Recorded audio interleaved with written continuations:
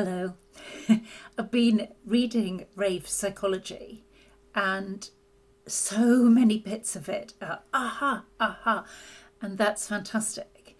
And then this bit, this extract that I have copied by hand because for some reason it's been excluded from the text, I really wanted to share. It seems to me that as we go further in our human design experiment, we come up against things that we didn't expect. Of course we do.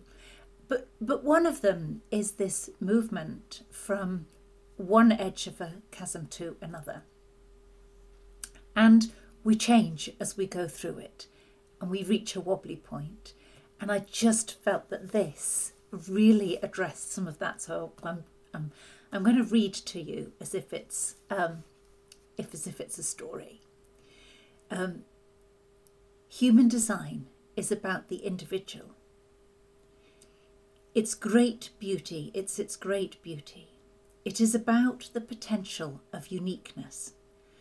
But I think that one of the things that's not really grasped about the nature of uniqueness is that you live in a different world. You don't live in the same world as homogenized beings. You don't.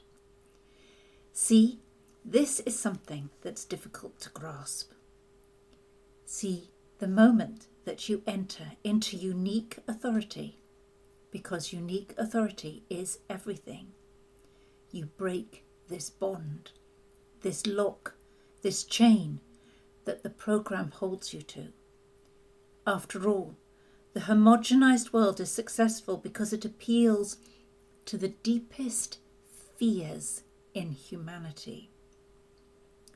It's how it controls humanity, how it moves the evolutionary process forward. However, you know it cannot do so without at the same time allowing the possibility of what might be accomplished, what could be accomplished. And this is the end. And there's always little rewards that come at the end. And one of them is to enter into your own world, to realize it, that it is your own, that you define it, that you are the only authority in that world, that there is no other God before thee. There is just you. You know this is the only way that you can begin to understand that you cannot compare what it is to be not self, regardless of the serendipity of your life, and what it is to really be you.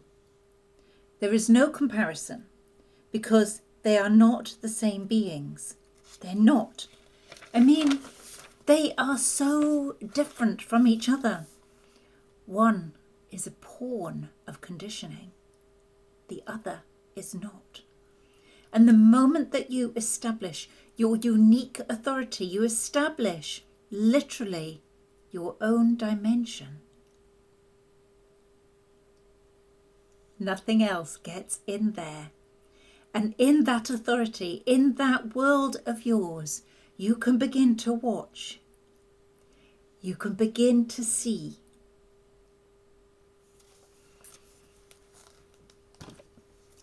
And that's it. And that's at the point when we start to feel that. We start to feel ourselves leaving. We wonder how we're going to manage. How do we live in this new dimension and still survive in the material plane? Because the material plane exists as part of the homogenized world, and we have to still live within it. We have to cruise it on surfboards, living in our own dimension. And we are here to thrive. I mean, we are absolutely here to thrive.